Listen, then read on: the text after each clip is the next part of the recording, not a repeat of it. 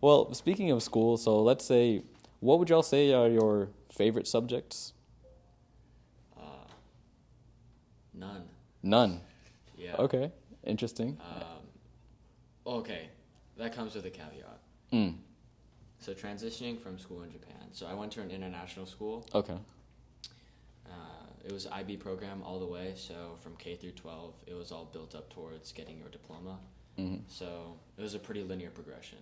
So the way IB grades things is there are criterion A, B, C, and D, and that's pretty much how you do all your projects. Mm. So A essentially is a research portion or a learning portion if you're doing it for math.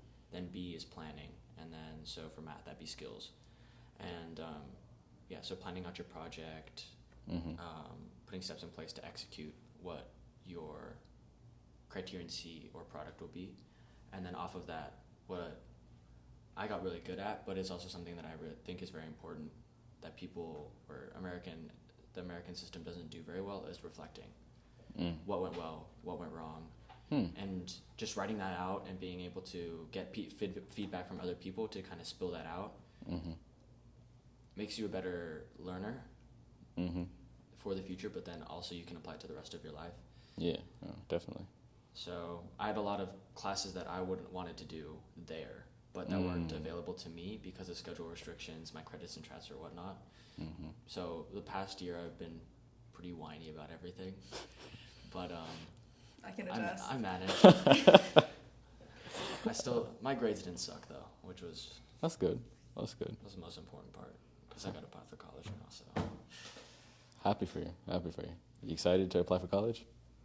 yeah, the stress is built up right now, but the moment you submit all those applications, I think it's all up to them now. The moment when you submit or the moment when you get accepted? I'm pretty confident that I'll get it to at least one school, so just getting that out the way is... Yeah, that's good. That's good. Praying for you. Praying for you. I don't know if you want to talk on this, but it also is better because he knows what he wants to do, which is very different from what a lot of people, like in our grade or even around our age, know. Like, I know it's like a totally normal thing. You know, there's people who are like, oh yeah, I know exactly what I want to do, and there's people who change their major 5 times in the first semester, you know, and like both are perfectly okay and just totally normal, but I do think there's like, it's fortunate for him, he has that kind of calm because he knows what he's doing. He knows what he wants to do, which I think is really cool. And what was it you wanted to do again? So I want to do kinesiology, and then based off of labs... Can you flex for the camera real quick? No. He's got it. He's got it. So I want to do kinesiology, and then based off of labs, hopefully go into sports med, exercise science, or maybe athletic training. Okay. And then even from there, I've like to do work with athletes, which is, I guess, what I enjoy most right now. I don't know what it'll be in the future, but in my mind, something that would be a really cool opportunity would maybe work with European sports teams. So maybe like a soccer, football club in Europe, being able to learn a new language, a culture, but then also travel with world-class athletes. I think that'd be really cool. That's pretty awesome. That's what I'm talking about. How many kids our age, can but tell you like their entire life like, plan you're like trying that. I think like this platform or the whole college application process allows you to do stuff like that, but it's not ride or die. You can change your major.